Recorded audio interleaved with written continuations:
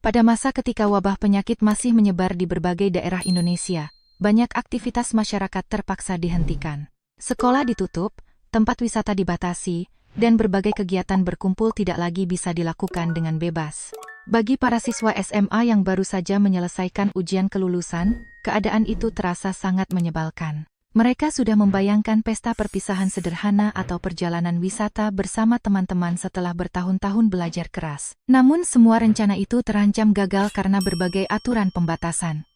Di kota Yogyakarta, situasinya juga tidak jauh berbeda. Walaupun sudah lebih dari 1 bulan tidak ditemukan kasus baru, masyarakat masih berhati-hati terhadap pendatang dari luar daerah. Siapapun yang datang dari wilayah berisiko tetap harus menjalani pemeriksaan kesehatan dan pengawasan sebelum bebas beraktivitas. Sore itu, di sebuah trotoar lebar dekat kawasan Malioboro, 6 orang sahabat sedang duduk menikmati minuman dingin. 3 laki-laki dan 3 perempuan. Mereka adalah Arga Bima Danusari Nisa Wulan. Mereka sudah bersahabat sejak awal SMA dan baru saja menyelesaikan ujian akhir. Cuaca musim kemarau terasa sangat panas. Banyak warung minuman kecil di pinggir jalan dipenuhi pelanggan. Keenam remaja itu memilih duduk santai di bawah pohon rindang sambil menikmati es jeruk dan es teh. Bima mengisap sedotan panjang lalu mengeluh. Astaga, benar-benar menyebalkan. Aku kira setelah lulus kita bisa jalan-jalan ke Bali beberapa hari. Sekarang semuanya berantakan. Arga dan Danu mengangguk setuju. Wulan yang berambut panjang bergelombang langsung menimpali. Kalau nggak bisa keluar provinsi ya sudah. Kita jalan-jalan di daerah sendiri saja. Yang penting ada liburan kenang-kenangan sebelum kuliah. Nisa yang duduk di sebelahnya ikut mengangguk. Benar. Setelah situasi benar-benar normal, kita bisa pergi jauh kapan saja. Sari lalu bertanya. Masalahnya sekarang kita mau pergi kemana? Hampir semua tempat di sekitar Yogyakarta sudah pernah kita datangi. Wulan berpikir sebentar. Gunung atau pantai? Pilih salah satu. Bima langsung mengangkat tangan. Pantai, kenapa? Karena cuaca panas begini paling enak main air. Nisa tertawa. Nanti kulitku jadi hitam. Bima menunjuknya. Seolah-olah sekarang kamu putih sekali. Kurang ajar, Nisa langsung mengangkat tangan seolah ingin memukulnya. Semua tertawa. Di antara mereka, Arga adalah orang yang paling tenang. Ia menyesap minumannya sebelum berkata, sebenarnya aku punya ide. Semua langsung menoleh. Paman, aku tinggal di daerah pantai Parangtritis. Mata keenam sahabat itu langsung berbinar. Serius? Arga mengangguk. Rumahnya memang kecil, tapi daerah sana aku cukup hafal. Ada banyak tempat yang jarang diketahui wisatawan. Danu menepuk meja. Sudah, kita ke sana. Wulan ikut bersemangat. Besok berangkat. Bima tertawa. Lihat tuh. Tadi takut kulit hitam, sekarang paling semangat. Wulan menjulurkan lidah. Diam.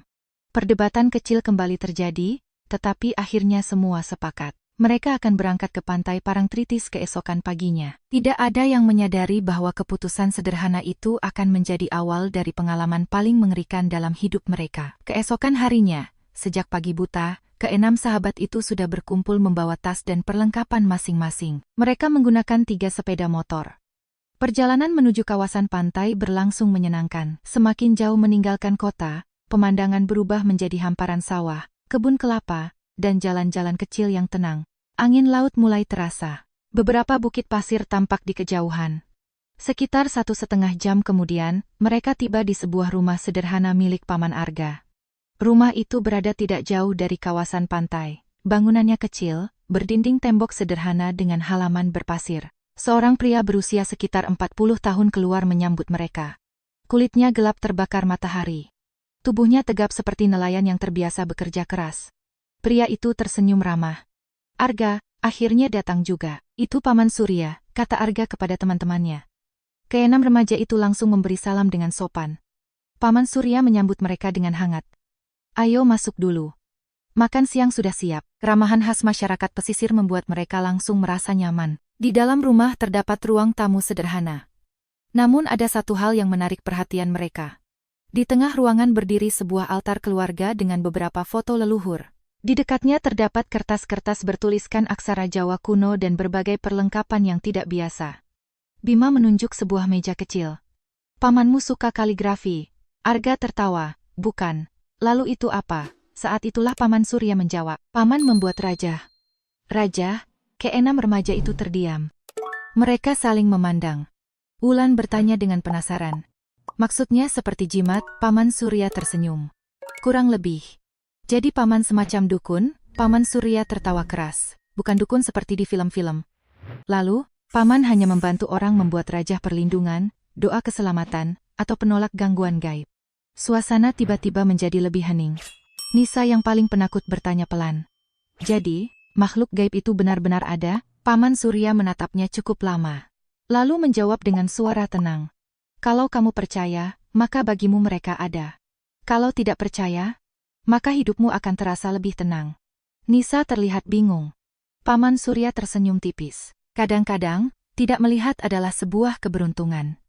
Entah mengapa, kalimat itu membuat bulu kuduk keenam remaja tersebut meremang. Mereka belum tahu bahwa beberapa hari kemudian, kata-kata itu akan teringat kembali dengan sangat jelas. Setelah makan siang dan beristirahat sejenak, keenam sahabat itu mulai membicarakan masalah baru. Rumah Paman Surya ternyata terlalu kecil untuk ditempati 6 orang sekaligus selama beberapa hari. Arga menggaruk kepala. Kalau cuma 1 atau 2 orang sih masih bisa tidur di sini. Tapi kalau 6 orang jelas nggak muat. Wulan mengangguk. Berarti kita tetap harus cari penginapan. Betul. Mereka pun berpamitan kepada Paman Surya dan mulai berkeliling mencari tempat menginap di sekitar kawasan pantai. Awalnya mereka sangat optimis. Daerah wisata biasanya memiliki banyak penginapan. Namun setelah 1 jam berkeliling di bawah terik matahari, wajah keenam remaja itu mulai berubah muram. Semua penginapan penuh. Benar-benar penuh. Mereka mencoba satu tempat. Penuh. Tempat berikutnya. Penuh. Tempat ketiga. Masih penuh. Ternyata banyak keluarga dan wisatawan lokal yang memiliki pemikiran sama seperti mereka. Berlibur di dalam daerah sendiri karena perjalanan jauh masih dibatasi. Akibatnya, hampir semua kamar telah dipesan. Menjelang sore, mereka berhenti di bawah pohon besar di tepi jalan. Keringat membasahi pakaian. Tenaga hampir habis. Bima mengeluh sambil duduk di trotoar. Aku menyerah. Danu ikut duduk. Kita sudah muter kemana-mana. Nisa mengipas wajahnya dengan tangan. Kalau begini terus, malam nanti kita tidur di pantai saja. Arga tampak frustrasi. Jangan lihat aku begitu. Aku juga nggak tahu harus bagaimana. Wulan mendesah panjang. Apa kita balik ke rumah pamanmu saja? Tidak ada yang menjawab, karena sebenarnya semua tahu itu adalah satu-satunya pilihan yang tersisa. Namun tidak ada yang benar-benar ingin merepotkan Paman Surya. Akhirnya Bima berdiri. Ayo cari minum dulu. Yang lain langsung setuju. Mereka berjalan menuju sebuah warung minuman sederhana yang berada di pinggir jalan. Di seberangnya berdiri sebuah penginapan bernama Melati Indah. Tempat itu juga sudah mereka datangi sebelumnya, dan hasilnya tetap sama. Penuh.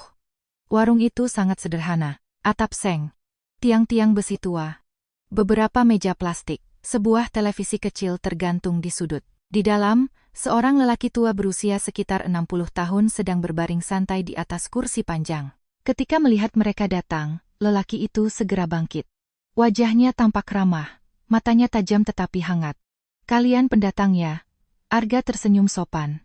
Iya Pak, kemari untuk liburan? Iya. Mereka memesan minuman dingin. Lelaki tua itu dengan cekatan menyiapkannya. Saat sedang memeras jeruk, ia bertanya lagi. Sudah dapat tempat menginap? Keenam remaja itu langsung saling memandang. Nisa menjawab lesu. Belum, Pak. Semuanya penuh. Lelaki tua itu mengangguk pelan.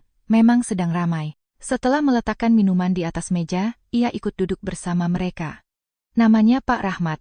Sudah puluhan tahun berjualan minuman di daerah tersebut. Mendengar cerita mereka, lelaki tua itu terlihat berpikir cukup lama. Lalu ia berkata pelan, sebenarnya masih ada tempat. Mata keenam remaja itu langsung berbinar. Benarkah? Pak Rahmat mengangguk. Tapi tempatnya agak berbeda. Tidak masalah. Yang penting ada kamar. Pak Rahmat tertawa kecil. Kalian benar-benar putus asa ya? Iya, Pak. Lelaki tua itu menunjuk ke arah penginapan di seberang jalan. Di belakang penginapan itu ada rumah lama. Masih milik pemilik penginapan. Sudah lama kosong. Kalau kalian mau, saya bisa bantu bicara dengan pemiliknya. Bima hampir melompat dari kursinya. Mau, Pak, jelas mau. Pak Rahmat tersenyum. Kemudian ia mengambil telepon genggam lama dari saku bajunya. Beberapa menit kemudian, seorang pria berusia sekitar 45 tahun keluar dari penginapan. Tubuhnya tinggi. Wajahnya keras. Tatapannya terasa dingin. Namun senyumnya tampak dibuat-buat. Pria itu menyeberang jalan menuju warung. Pak Rahmat memanggil saya, betul. Pak Rahmat menunjuk ke 6 remaja tersebut. Mereka butuh tempat menginap. Pria itu memperhatikan mereka satu persatu. Namanya Pak Hendra. Pemilik penginapan Melati Indah. Sebenarnya saya tidak berniat menyewakan rumah belakang, tapi kasihan juga melihat kalian. Ke-6 remaja itu langsung mengangguk berulang kali. Pak Hendra melanjutkan, tempatnya tidak sebagus kamar penginapan. Sudah lama tidak dipakai. Kalau kalian tidak keberatan, silakan. Mereka tentu saja tidak keberatan. Saat itu mereka hanya membutuhkan tempat untuk tidur. Pak Hendra lalu memimpin mereka melewati sebuah gang kecil di samping penginapan. Semakin jauh mereka berjalan, suasana semakin sepi. Di belakang bangunan utama terdapat sebuah halaman luas. Di sana berdiri 3 bangunan. 2 bangunan kecil berada di kanan dan kiri. Sementara di tengah terdapat sebuah rumah 2 lantai yang lebih besar. Rumah itulah yang akan mereka tempati. Pak Hendra membuka pintu menggunakan kunci besar yang sudah tua. Pintu kayu berdecit panjang. Begitu masuk mereka langsung melihat isi rumah. Ruangannya cukup luas. Namun hampir kosong. Di tengah terdapat sofa besar yang sudah tua. Di sisi kiri ada sebuah ranjang kayu. Di sisi kanan terdapat rak panjang yang dipenuhi kain-kain berwarna kusam yang tergantung menjuntai. Jendela-jendelanya menggunakan teralis besi berkarat. Cat dinding mulai mengelupas. Tangga semen mengarah ke lantai 2. Di atas terdapat lorong pendek dan sebuah ruangan yang terkunci. Selain itu tidak ada apa-apa. Tidak ada televisi. Tidak ada lemari. Tidak ada peralatan dapur. Tidak ada tanda-tanda rumah yang dihuni manusia. Ulan berbisik, ini lebih mirip rumah kosong daripada penginapan. Pak Hendra mendengar ucapan itu. Ia tersenyum kaku. Maaf, rumah ini memang sudah lama tidak dipakai. Kalian datang mendadak. Saya belum sempat menyiapkan apapun. Meski demikian, mereka tetap merasa beruntung. Setidaknya mereka tidak perlu tidur di pantai. Saat sedang membayar uang sewa, Arga memperhatikan pintu di lantai 2. Itu ruangan apa, Pak? Ekspresi Pak Hendra berubah sesaat. Sangat cepat, hampir tidak terlihat, namun Arga sempat menyadarinya. Oh, itu hanya gudang lama, tidak ada apa-apa. Lagi pula pintunya terkunci. Setelah mengatakan itu, Pak Hendra segera mengalihkan pembicaraan. Beberapa saat kemudian ia pergi. Tidak lama sesudahnya, seorang pegawai penginapan datang membawa kasur tipis, selimut, dan bantal. Mereka mulai membereskan tempat tidur. Saat itulah seseorang kembali muncul di depan rumah. Pak Rahmat. Lelaki tua itu membawa kompor gas kecil dan ketel air. Aku pikir kalian akan membutuhkan ini. K6 remaja itu terharu. Pak Rahmat benar-benar baik hati. Ia bahkan menolak ketika mereka ingin membayar. Anggap saja pinjaman. Nanti sebelum pulang baru kalian kembalikan. Setelah mengobrol sebentar, lelaki tua itu pun pergi. Sore mulai berubah menjadi malam. Mereka masih sibuk merapikan rumah. Tidak seorang pun menyadari sesuatu yang aneh. Di lantai 2. Pada pintu gudang yang dikatakan terkunci oleh Pak Hendra, gembok tua yang tergantung di sana perlahan bergerak sendiri. Terdengar bunyi kecil. Klik, sangat pelan. Begitu pelan hingga tidak ada seorang pun yang mendengarnya. Gembok itu terbuka sendiri. Dan pintu tua di belakangnya perlahan bergeser beberapa sentimeter. Seolah ada seseorang yang baru saja membuka jalan untuk mereka masuk. Namun saat itu, ke-6 sahabat tersebut masih tertawa dan bercanda di lantai bawah. Tidak ada yang menyadari bahwa sejak mereka memasuki rumah itu, mereka mungkin tidak lagi sendirian. Malam pertama di rumah tua itu berlangsung jauh lebih tenang daripada yang mereka bayangkan. Setelah selesai membereskan tempat tidur dan menyusun barang-barang bawaan, ke-6 sahabat itu berkumpul di ruang tengah. Karena perjalanan panjang dan panas sepanjang hari, tubuh mereka terasa sangat lelah. Namun ada satu masalah baru. Sari mulai merasa tidak enak badan. Sejak siang tadi wajahnya terlihat pucat. Kepalanya pusing akibat terlalu lama berada di bawah terik matahari. Aku kayaknya masuk angin, keluhnya sambil memijat pelipis. Nisa segera memberikan obat yang dibawanya. Minum dulu. Sari mengangguk lalu menelan obat dengan air hangat. Karena kondisi temannya belum membaik, mereka sepakat tidak pergi kemana-mana malam itu. Rencana berjalan-jalan malam di sekitar pantai akhirnya dibatalkan. Danu, Arga, dan Bima pergi membeli makanan malam. Sementara Wulan dan Nisa tinggal di rumah untuk menemani Sari beristirahat. Ranjang kayu yang berada di sisi kiri ruangan menjadi tempat tidur Sari. Wulan duduk di tepi ranjang. Nisa duduk di kursi dekat jendela. Mereka bertiga mengobrol santai untuk menghilangkan bosan. Awalnya hanya membahas teman-teman sekolah, lalu beralih ke guru-guru yang galak. Kemudian membicarakan siswa laki-laki tampan yang dulu populer di sekolah mereka. Percakapan ringan khas remaja. Namun ketika suasana mulai terasa santai, terdengar suara berdecit panjang. Kriik, ketiganya menoleh bersamaan. Jendela di samping ranjang perlahan terbuka sendiri. Tidak ada seorang pun yang menyentuhnya, Sari mengerutkan kening. Mungkin karena angin. Wulan mengangguk. Iya. Mereka mencoba mengabaikannya. Namun beberapa menit kemudian, brek, kedua daun jendela tiba-tiba menutup sendiri dengan keras. Ketiganya langsung terdiam. Jantung mereka berdebar. Nisa menelan ludah. Anginnya kuat juga ya. Tidak ada yang menjawab, karena mereka semua tahu. Tidak ada angin. Udara di dalam rumah sangat tenang. Bahkan tirai tua di dekat jendela tidak bergerak sedikit pun. Belum sempat mereka memahami apa yang terjadi. Kriik, kriik. Jendela itu kembali bergerak, kali ini membuka dan menutup sendiri. Berulang kali. Pelan, lalu cepat. Lalu semakin cepat. Brak, brak, brak. Suara benturan kayu menggema di seluruh ruangan. Ketiga gadis itu saling menatap dengan wajah pucat. Perlahan mereka merapat satu sama lain. Lalu tiba-tiba, dari lantai 2 terdengar suara lain. Duk, duk, duk. Seperti seseorang sedang berjalan. Suara langkah kaki. Pelan. Berirama. Sangat jelas. Padahal mereka tahu pasti bahwa lantai atas kosong. Tidak ada siapa-siapa di sana. Belum selesai rasa takut mereka muncul. Terdengar suara kepakan sayap. Us, us. 2 ekor kelelawar besar keluar dari lubang ventilasi dekat tangga. Hewan itu berputar-putar di langit-langit rumah. Bayangan hitamnya melintas cepat di atas kepala mereka. Nisa menjerit kecil. Sari langsung duduk tegak di atas ranjang. Namun yang paling mengerikan belum terjadi. Dari lantai 2, tiba-tiba terdengar bunyi piano. Ting, tang, ting, tang. Nada-nada acak terdengar satu persatu. Seolah seseorang sedang menekan tuts piano tua di atas sana. Ketiga gadis itu membeku. Wajah mereka langsung kehilangan warna. Mereka tahu persis apa yang ada di lantai 2. Sebuah ruangan kosong, dan sebuah piano tua yang rusak. Mereka bahkan belum pernah masuk ke sana. Lalu siapa yang sedang memainkan piano itu? Nada-nada itu berubah semakin cepat. Semakin banyak. Semakin keras. Ting-tang ting-tang ting-tang ting-tang. Suara piano menggema ke seluruh rumah. Nisa akhirnya menjerit, keluar. Mereka bertiga berlari menuju pintu depan. Tidak peduli sandal atau barang-barang mereka tertinggal. Yang penting keluar. Mereka baru berhenti setelah sampai di halaman. Tubuh mereka gemetar hebat, wajah mereka pucat seperti mayat. Rumah tua itu berdiri diam di depan mereka. Gelap. Sunyi. Namun dari dalam masih terdengar suara piano. Ting. Tang. Ting. Tang. Saat itulah, terdengar suara tawa keras dari samping rumah. Hahaha. Ketiga gadis itu menoleh. Dan melihat Arga, Bima, serta Danu sedang tertawa sampai memegangi perut. Mereka baru saja pulang membawa kantong makanan. Bima bahkan hampir terjatuh karena terlalu keras tertawa. Wulan langsung marah.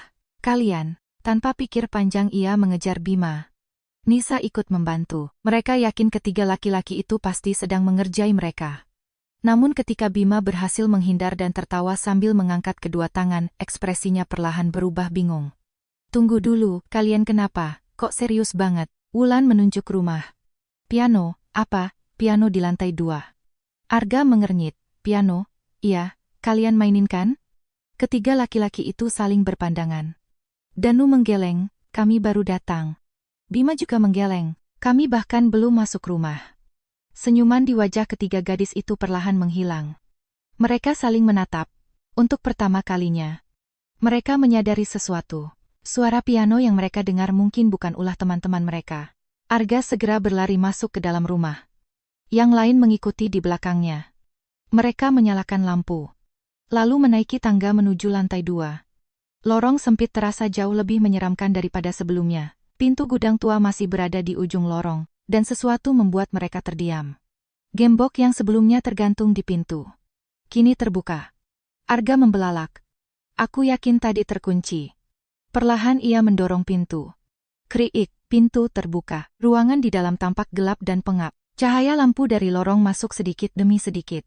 Lalu mereka melihat isi ruangan itu. Di sisi kiri terdapat altar tua. Di atasnya ada dua foto hitam putih seorang kakek dan nenek. Wajah mereka sudah pudar karena usia. Namun mata pada kedua foto itu tampak aneh. Seolah sedang memandang siapa saja yang masuk ke ruangan. Di sisi kanan terdapat piano tua penuh debu. Jaring laba-laba memenuhi sebagian besar permukaannya. Arga mendekat. Ia memeriksa kabel piano. Masih putus. Bahkan sebagian tembaganya terlihat keluar dari lapisan karet. Tidak mungkin berfungsi. Sama sekali tidak mungkin. Namun semua orang tadi mendengar suara piano itu. Mereka berdiri terpaku. Tidak ada satupun yang berani berbicara. Suasana ruangan terasa semakin dingin. Semakin mencekam. Akhirnya Danu berkata pelan, "Ayo keluar." Tidak ada yang membantah. Mereka segera meninggalkan ruangan itu. Arga menutup pintu, lalu memasang kembali gemboknya. Malam itu, tidak ada seorang pun yang bisa benar-benar tenang. Karena untuk pertama kalinya, mereka mulai percaya bahwa rumah tua itu memang menyimpan sesuatu yang tidak seharusnya berada di sana. Malam itu akhirnya berlalu tanpa gangguan lain, namun tidak ada satupun dari mereka yang benar-benar bisa tidur nyenyak. Bayangan piano yang berbunyi sendiri terus menghantui pikiran mereka.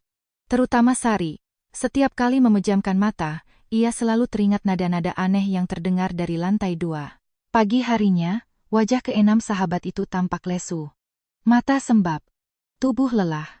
Mereka berkumpul di ruang tengah sambil sarapan sederhana. Saat itulah terdengar ketukan pintu.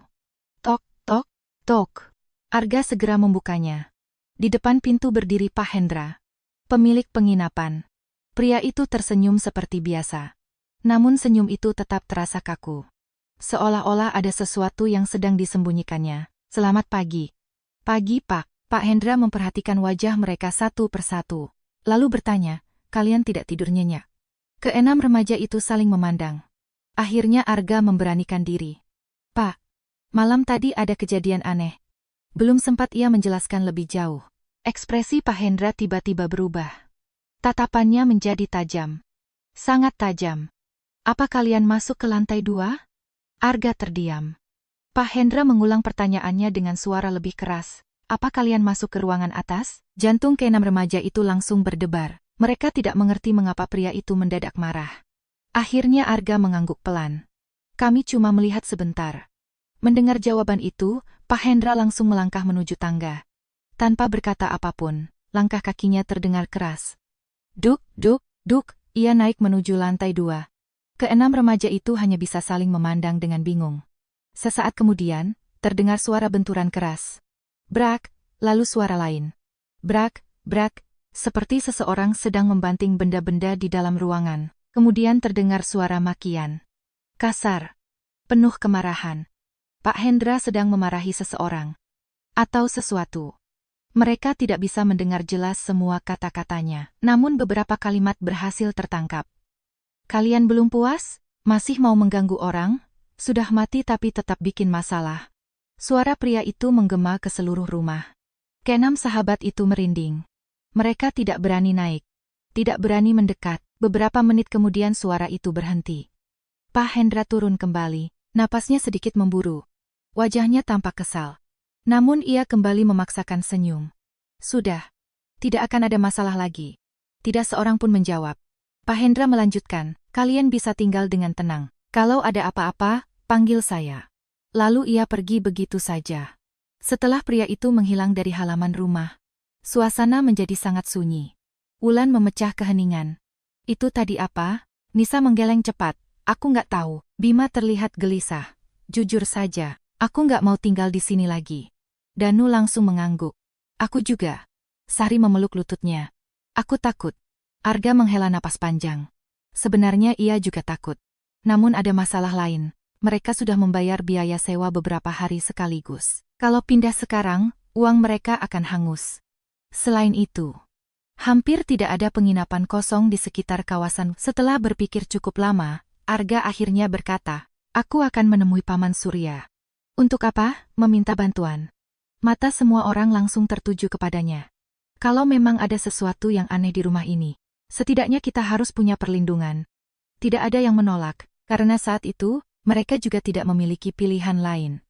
Menjelang siang, Arga pergi seorang diri menemui pamannya, sementara 5 orang lainnya memilih berjalan-jalan di sekitar pantai, agar tidak terus memikirkan kejadian semalam. Ketika mendengar cerita keponakannya, Paman Surya langsung berubah serius. Ia bertanya dengan sangat rinci. Tentang suara piano. Tentang foto di ruang atas. Tentang kejadian jendela yang bergerak sendiri. Tentang semua hal yang mereka alami. Setelah mendengar seluruh cerita, pria itu masuk ke ruang belakang rumahnya. Beberapa menit kemudian ia kembali membawa 6 lembar rajah kecil. Rajah itu dilipat rapi. Setiap lembar dibungkus kain kuning. Pegang ini. Apa ini cukup untuk melindungi kami? Paman Surya tidak langsung menjawab. Ia hanya berkata, jangan dilepas. Dan jangan melakukan hal aneh selama berada di sana. Arga mengangguk. Meski begitu, ia merasa pamannya masih menyembunyikan sesuatu. Sore hari mereka kembali berkumpul. Arga membagikan rajah kepada semua temannya. Setiap orang langsung menyimpannya dengan hati-hati. Bahkan Bima yang biasanya paling tidak percaya hal-hal gaib pun menerimanya tanpa bercanda. Mereka terlalu takut untuk menolak. Menjelang petang, keenam sahabat itu memutuskan pergi ke sebuah area teduh dekat saluran air yang tidak jauh dari pantai. Mereka menggelar tikar, makan camilan, mengobrol santai, berusaha melupakan kejadian-kejadian aneh. Saat itulah terdengar suara yang familiar. Halo, mereka menoleh. Pak Rahmat sedang berjalan mendekat. Lelaki tua itu membawa tas kecil dan alat pancing. Sedang piknik, Pak Rahmat. Mereka segera mempersilahkannya duduk. Setelah mendengar cerita tentang kejadian malam sebelumnya, ekspresi Pak Rahmat berubah muram. Ia tampak benar-benar merasa bersalah. Maafkan saya. Saya tidak tahu mereka masih mengganggu. Tidak apa-apa, Pak, kata Wulan cepat. Tapi kami benar-benar ketakutan. Pak Rahmat mengangguk pelan. Kemudian ia membuka tas kecil yang dibawanya. Dari dalam tas itu, ia mengeluarkan sebuah potongan kayu pendek. Panjangnya kira-kira 1 jengkal. Warnanya kecoklatan tua. Permukaannya sangat halus. Anehnya, kayu itu mengeluarkan aroma harum yang menenangkan. Lelaki tua itu menyerahkannya kepada Wulan. Apa ini? Kayu bertuah. Keenam remaja itu langsung memperhatikannya. Pak Rahmat melanjutkan, dulu saya mendapatkannya dari seorang ulama tua. Kayu ini dipercaya bisa mengusir gangguan gaib. Taruh saja di tengah rumah. Mereka langsung menolak. Barang itu tampak berharga. Namun Pak Rahmat bersikeras. Anggap pinjaman. Nanti saat pulang, kalian kembalikan bersama kompor yang saya pinjamkan. Melihat ketulusan lelaki tua itu, akhirnya mereka menerimanya. Sebelum pergi memancing, Pak Rahmat sempat berkata, kalau malam nanti masih terjadi sesuatu, segera cari saya. Kalimat itu membuat suasana kembali terasa dingin, karena artinya, bahkan Pak Rahmat sendiri belum yakin bahwa gangguan itu akan benar-benar berhenti. Sementara jauh di dalam hati mereka, sebuah firasat buruk perlahan mulai tumbuh. Seolah malam berikutnya akan jauh lebih mengerikan daripada malam sebelumnya. Malam kedua tiba jauh lebih cepat daripada yang mereka harapkan. Meskipun sepanjang sore mereka berusaha bersenang-senang di pantai, bayangan rumah tua itu terus menghantui pikiran mereka. Terutama setelah menerima rajah dari Paman Surya dan kayu bertuah dari Pak Rahmat. 2 orang dewasa yang sama-sama mengenal daerah itu ternyata tidak menganggap kejadian mereka sebagai sesuatu yang biasa. Hal itu membuat rasa takut semakin sulit diabaikan. Setelah makan malam, mereka kembali ke rumah tua tersebut. Langit malam tampak gelap. Tidak ada bulan. Awan tebal menutupi hampir seluruh langit. Angin laut berembus perlahan membawa aroma asin yang khas. Begitu memasuki rumah, Arga meletakkan kayu bertuah pemberian Pak Rahmat di atas meja ruang tengah. Aroma harumnya segera menyebar ke seluruh ruangan. Entah mengapa, suasana rumah terasa sedikit lebih nyaman. Setidaknya untuk sementara, mereka kemudian duduk melingkar sambil bermain kartu dan mengobrol. Tidak ada yang ingin tidur terlalu cepat. Tidak ada yang ingin menjadi orang pertama yang mematikan lampu. Sekitar pukul 11 malam, Sari mulai menguap. Aku sudah nggak kuat. Ayo tidur saja. Yang lain akhirnya setuju. Mereka mulai menyiapkan tempat tidur masing-masing. Lampu ruang tengah dimatikan. Hanya tersisa 1 lampu kecil dekat tangga. Rumah tua itu kembali tenggelam dalam kesunyian. Entah sudah berapa lama mereka tertidur. Mungkin 1 jam. Mungkin 2 jam. Tiba-tiba, tok, tok, tok. Seseorang mengetuk pintu. Arga membuka mata. Ia mengira sedang bermimpi. Namun beberapa detik kemudian suara itu terdengar lagi. Tok, tok, tok. Kali ini lebih jelas. Ia segera duduk. Di ruangan yang gelap itu, ia melihat teman-temannya juga mulai terbangun. Kalian dengar? Bisik Arga. Semua mengangguk. Suara ketukan itu kembali terdengar. Tok, tok, tok. Pelan, teratur. Seolah seseorang sedang berdiri di depan rumah, menunggu mereka membuka pintu. Bima melihat jam di ponselnya. Pukul 2:13 dini hari. Siapa yang datang pada jam seperti itu? Danu menelan ludah. Jangan dibuka, tidak ada yang membantah. Mereka duduk diam, mendengarkan, menunggu. Beberapa menit berlalu. Ketukan itu akhirnya berhenti. Mereka menghela napas lega. Namun rasa lega itu hanya bertahan sesaat. Karena tiba-tiba, tok, tok, tok, tok. Suara itu muncul lagi, bukan dari pintu depan, melainkan dari lantai 2. Tepat dari arah gudang tua, semua wajah langsung pucat. Tok, tok, tok, bunyi itu terdengar jelas. Seolah ada seseorang di dalam ruangan terkunci tersebut. Mengetuk dari balik pintu, meminta keluar, atau meminta masuk. Tidak ada yang tahu. Nisa langsung memegang tangan Wulan erat-erat, tubuhnya mulai gemetar. Jangan naik, tolong jangan naik. Padahal belum ada seorang pun yang berniat naik. Mereka bahkan tidak mampu berdiri. Suara ketukan itu terus berlanjut. Tuk, tuk, tuk. Semakin lama semakin keras. Tok, tok, tok, brak. Tiba-tiba terdengar benturan keras. Seperti sesuatu menghantam pintu dari dalam. Semua orang hampir melompat ketakutan. Lalu, semuanya kembali sunyi, benar-benar sunyi. Tidak ada suara lagi. Tidak ada langkah kaki. Tidak ada ketukan. Tidak ada piano. Hanya kesunyian.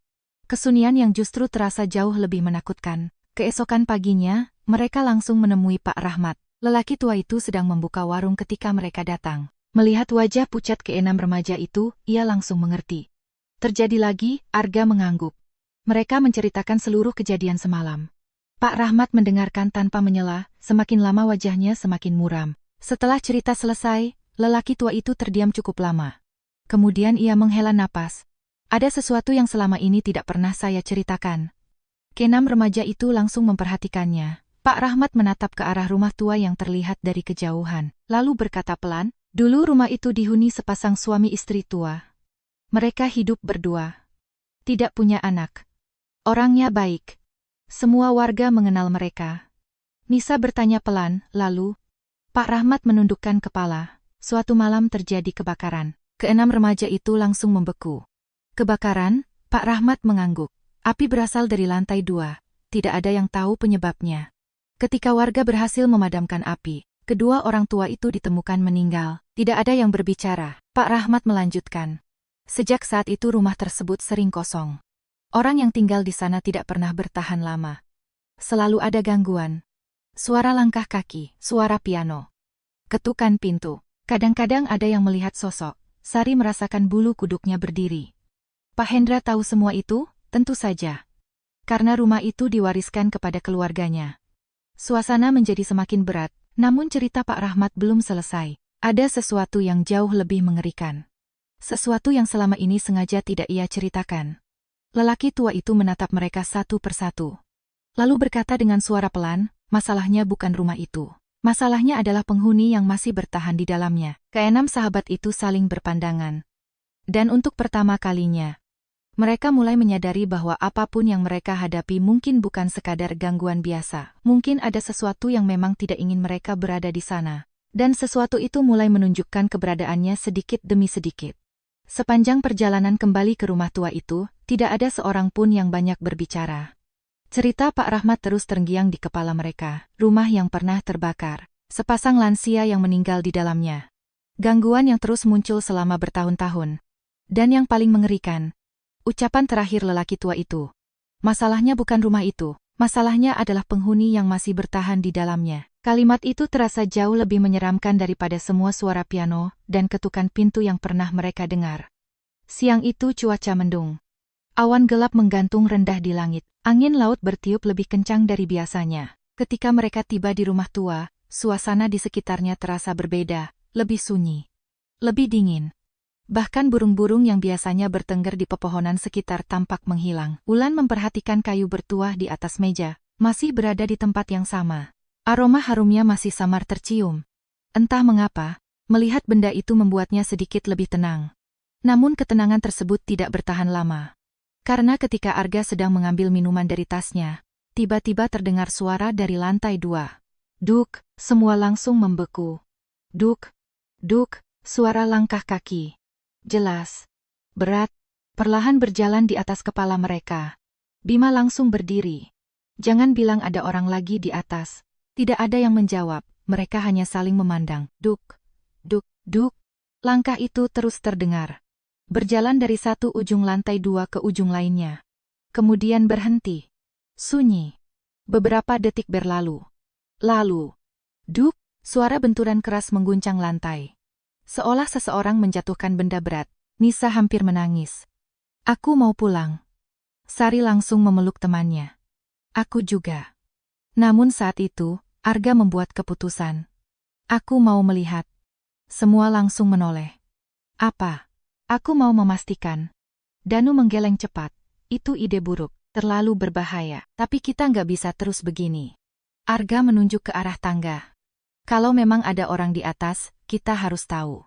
Kalau memang bukan orang, kalimatnya menggantung, tidak ada yang ingin menyelesaikannya. Akhirnya Arga, Danu, dan Bima memberanikan diri naik.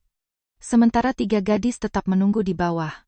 Tangga semen terasa jauh lebih dingin daripada biasanya. Setiap langkah memunculkan gema pelan, lorong lantai 2 tampak kosong. Tidak ada siapa-siapa, pintu gudang masih tertutup. Namun sekali lagi, gemboknya terbuka. Padahal pagi tadi Arga yakin telah memeriksanya. Masih terkunci. Kini gembok itu tergantung begitu saja, terbuka. Perlahan Bima menelan ludah, aku nggak suka ini. Tidak ada yang menyalahkannya, karena mereka semua merasakan hal yang sama. Arga mendorong pintu, kriik, ruangan kembali terbuka. Bau debu tua langsung menyambut mereka. Cahaya dari jendela kecil menerangi sebagian ruangan, dan saat itulah mereka melihat sesuatu yang membuat darah mereka membeku. Debu di lantai berubah. Ada bekas jejak kaki manusia. Sangat jelas, jejak itu muncul dari dekat piano, lalu berjalan menuju pintu. Namun yang membuat mereka ngeri, jejak itu hanya menuju keluar. Tidak ada jejak masuk. Seolah seseorang muncul begitu saja di dalam ruangan. Lalu berjalan keluar, Bima langsung mundur beberapa langkah. Nggak mungkin, Danu berjongkok. Tangannya gemetar ketika menyentuh lantai. Debu di sekitar jejak masih utuh. Artinya bekas itu bukan bekas lama. Jejak itu baru. Sangat baru. Tiba-tiba, kering. Suara piano terdengar. Satu nada. Hanya satu nada. Namun cukup membuat ketiga pemuda itu meloncat ketakutan. Mereka menoleh bersamaan. Piano tua itu tetap diam. Tidak ada siapa-siapa. Tetapi salah satu tutsnya perlahan turun sendiri. Lalu kembali naik. Bima menjerit. Keluar. Mereka bertiga langsung berlari meninggalkan ruangan. Tanpa melihat ke belakang. Tanpa peduli apapun lagi. Mereka menuruni tangga hampir terjatuh. Wajah ketiganya pucat pasi. Melihat kondisi mereka, para gadis langsung tahu sesuatu telah terjadi. Ada apa? Bima bahkan kesulitan berbicara. Di bawah wulan. Piano. Piano itu bergerak sendiri. Ruangan langsung hening. Tak seorang pun mengucapkan sepatah kata, karena kali ini mereka tidak lagi mendengar cerita. Mereka memiliki saksi. 3 orang sekaligus. Dan ketiganya melihat hal yang sama. Malam harinya hujan turun. Awalnya gerimis kecil. Lalu berubah menjadi hujan deras. Angin bertiup kencang. Ranting-ranting pohon bergesekan. Suara hujan menghantam atap tua rumah itu tanpa henti. Kondisi cuaca membuat suasana semakin mencekam. Mereka berkumpul di ruang tengah. Tidak ada yang mau berpisah. Tidak ada yang berani sendirian. Sekitar pukul 10 malam. Listrik tiba-tiba padam. Semua lampu mati bersamaan. Gelap, pekat. Nisa langsung menjerit. Wulan buru-buru menyalakan senter ponselnya. Satu demi satu cahaya kecil muncul. Namun justru pada saat itulah mereka melihat sesuatu. Di ujung tangga, tepat di antara gelap dan cahaya, ada seseorang berdiri. Sosok itu sangat kurus. Memakai pakaian putih kusam. Rambut panjang menjuntai menutupi wajah. Diam. Tidak bergerak. Tidak bersuara. Hanya berdiri memandang ke arah mereka. Tidak ada yang bernapas. Tidak ada yang mampu bergerak. Tubuh mereka seolah membeku. Beberapa detik yang terasa seperti berjam-jam berlalu. Lalu petir menyambar. Kraak. Cahaya putih memenuhi seluruh ruangan. Dan ketika gelap kembali datang, sosok itu sudah menghilang. Begitu saja. Tanpa suara. Tanpa jejak. Tanpa penjelasan. Malam itu, untuk pertama kalinya, mereka tidak hanya mendengar sesuatu, mereka melihatnya. Tidak seorang pun tidur malam itu. Setelah sosok perempuan misterius muncul di ujung tangga lalu menghilang saat petir menyambar, seluruh keberanian yang masih tersisa dalam diri keenam sahabat itu seolah lenyap. Mereka berkumpul rapat di ruang tengah. Lampu akhirnya menyala kembali sekitar 15 menit kemudian. Namun tidak ada yang merasa lega. Karena kini mereka tahu satu hal. Apapun yang menghuni rumah itu bukan lagi sekadar suara atau bayangan. Mereka telah melihatnya dengan mata kepala sendiri. Pagi harinya, hujan masih turun meskipun tidak sederas malam sebelumnya. Begitu matahari mulai terlihat di balik awan, mereka langsung pergi mencari Pak Hendra. Pria itu sedang memeriksa beberapa kamar penginapan ketika mereka datang. Melihat ekspresi wajah keenam remaja itu, ia langsung tahu sesuatu telah terjadi lagi. Ada apa sekarang? Arga tidak lagi berbasa-basi. Kami melihat seseorang. Pak Hendra terdiam. Kami melihat perempuan di dalam rumah itu. Ekspresi pria tersebut langsung berubah. Senyum tipis di wajahnya menghilang. Tatapannya menjadi serius. Sangat serius. Beberapa detik berlalu tanpa suara. Lalu ia berkata pelan, masuk ke kantor. Mereka mengikuti Pak Hendra menuju ruangan kecil di belakang resepsionis penginapan. Pintu ditutup. Jendela ditutup. Pria itu duduk di kursinya. Kemudian menghela napas panjang. Seolah sedang memutuskan sesuatu yang selama ini tidak ingin ia ceritakan. Aku sebenarnya berharap kalian pulang sebelum melihat apapun. Tidak ada yang berbicara. Pak Hendra melanjutkan. Karena setelah melihatnya, biasanya gangguan akan semakin sering terjadi. Nisa langsung pucat. Apa maksudnya? Pria itu tidak langsung menjawab. Ia mengambil segelas air lalu meminumnya perlahan. Kemudian mulai bercerita. Dulu rumah itu memang dihuni oleh sepasang suami istri tua. Nama mereka Pak Wiryo dan Bu Sri. Mereka tinggal berdua selama puluhan tahun. Tidak memiliki anak, namun dikenal baik oleh warga sekitar. Pak Wiryo adalah guru musik pensiunan. Sedangkan Bu Sri mengajar keterampilan di sebuah sekolah dasar. Mereka hidup sederhana, tenang, dan sangat tertutup. Terutama setelah usia mereka semakin lanjut. Menurut cerita warga, Pak Wiryo sangat menyayangi piano tua yang masih berada di lantai 2 hingga sekarang. Setiap sore suara piano sering terdengar dari rumah tersebut. Kadang lagu daerah Jawa, kadang lagu-lagu lama yang sudah jarang dikenal orang. Namun beberapa tahun sebelum kebakaran terjadi, tetangga mulai menyadari perubahan. Pak Wiryo sering berbicara sendiri. Beberapa warga mengaku melihatnya duduk di teras sambil bercakap-cakap dengan seseorang yang tidak terlihat. Awalnya semua mengira itu hanya akibat usia tua. Namun kejadian-kejadian aneh mulai muncul. Lampu rumah menyala sendiri pada tengah malam. Suara piano terdengar padahal pemilik rumah sedang berada di luar. Bahkan ada warga yang mengaku melihat seorang perempuan berdiri di jendela lantai 2. Padahal saat itu hanya Pak Wiryo dan istrinya yang tinggal di sana. Rumor mulai menyebar. Namun tidak ada yang berani bertanya langsung. Sampai akhirnya terjadi kebakaran. Malam itu api muncul dari lantai 2. Tepat dari ruangan tempat piano berada. Ketika warga berhasil masuk ke dalam rumah, mereka menemukan Pak Wiryo dan Bu Sri sudah meninggal. Anehnya, tubuh mereka ditemukan di lantai bawah. Jauh dari sumber api. Seolah mereka tidak berusaha melarikan diri. Seolah mereka sengaja tetap berada di dalam rumah. Setelah pemakaman selesai, rumah tersebut diwariskan kepada keluarga Pak Hendra. Namun sejak saat itu, berbagai kejadian aneh terus terjadi. Beberapa penyewa mengaku mendengar piano. Sebagian mendengar langkah kaki. Ada yang mendengar suara perempuan menangis. Dan beberapa orang melihat sosok yang sama seperti yang kalian lihat. Perempuan berambut panjang, berpakaian putih, berdiri diam di dekat tangga. Wulan merasakan tubuhnya dingin. Siapa dia? Pak Hendra menggeleng. Tidak ada yang tahu. Itulah masalahnya. Ruangan menjadi hening. Namun Arga masih merasa ada sesuatu yang tidak masuk akal. Kalau begitu kenapa rumah itu tidak dihancurkan saja? Pak Hendra tersenyum pahit. Aku pernah mencoba. Keenam remaja itu langsung menoleh. Serius? Pria itu mengangguk. Beberapa tahun lalu, aku memanggil pekerja bangunan.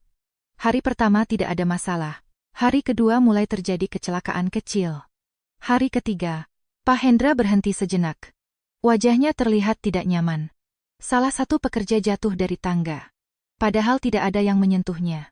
2 orang lainnya mengundurkan diri pada hari yang sama. Katanya mereka melihat seseorang berjalan di lantai 2. Tidak ada yang berkata apa-apa.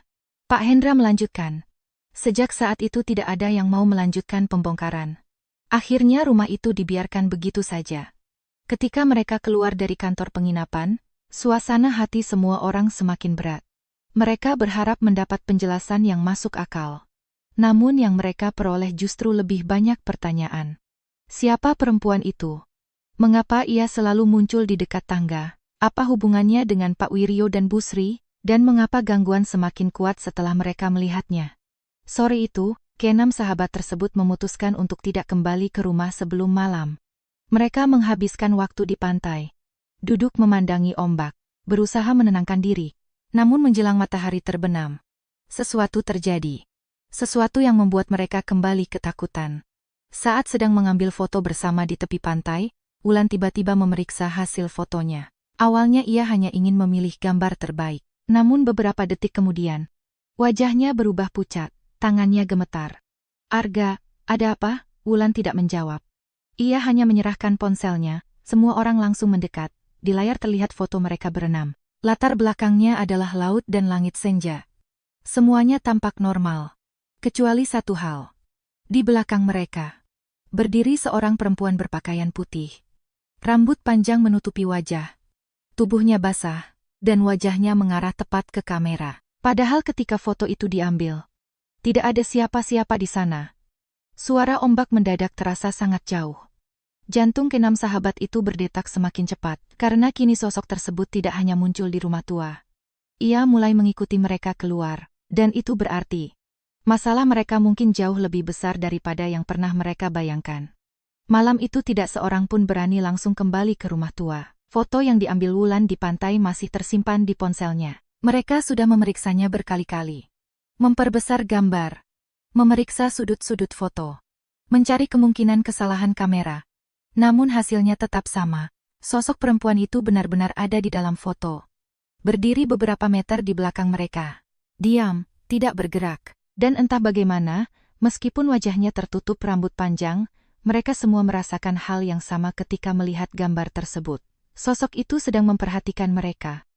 Malam mulai turun, lampu-lampu di sepanjang kawasan wisata menyala satu persatu. Namun suasana hati keenam sahabat itu semakin gelap. Bima memecah keheningan. "Aku nggak peduli uang sewanya hangus. Aku mau pulang besok pagi." Nisa langsung mengangguk, "Aku juga." Sari terlihat hampir menangis. "Aku sudah nggak kuat." Namun Arga masih ragu. Bukan karena ingin tetap tinggal, melainkan karena ada sesuatu yang mengganggunya. Satu pertanyaan yang belum terjawab. Mengapa sosok itu muncul? Dan mengapa seolah-olah hanya ingin menunjukkan keberadaannya tanpa benar-benar menyakiti mereka? Pertanyaan itu terus berputar di kepalanya. Akhirnya mereka kembali ke rumah menjelang pukul 9 malam. Begitu memasuki ruangan utama, aroma kayu bertuah masih terasa samar. Namun malam itu suasana rumah terasa berbeda. Lebih dingin, lebih sunyi, lebih berat. Seolah udara di dalam rumah menjadi lebih padat. Mereka mencoba mengabaikannya. Makan malam, mengobrol, bermain ponsel, apa saja agar tidak memikirkan gangguan yang terus terjadi. Sekitar pukul 11 malam, Wulan pergi ke kamar mandi yang berada di belakang rumah. Kamar mandi itu terpisah dari bangunan utama. Harus melewati halaman kecil yang gelap. Biasanya ia selalu mengajak seseorang menemaninya. Namun kali ini semua orang sedang sibuk. Ia tidak ingin merepotkan teman-temannya. "Aku sebentar saja," itulah yang dipikirkannya. Wulan membawa senter ponsel lalu berjalan keluar. Langit malam masih mendung. Udara terasa lembab setelah hujan kemarin. Langkahnya pelan melewati halaman. Kerikil kecil berbunyi di bawah sandal. Tak lama kemudian ia sampai di kamar mandi. Semuanya tampak normal. Tidak ada apa-apa. Namun ketika selesai dan hendak kembali ke rumah, ia mendengar suara. Seseorang sedang bernyanyi. Pelan, sangat pelan. Seperti suara perempuan tua, Wulan membeku. Suara itu berasal dari arah belakang rumah. Dari area yang dipenuhi semak dan pohon kelapa. Ia berusaha meyakinkan dirinya bahwa mungkin itu hanya suara angin. Namun beberapa detik kemudian suara tersebut terdengar lagi. Kali ini lebih jelas. Nada lagu yang asing. Lambat. Sendu.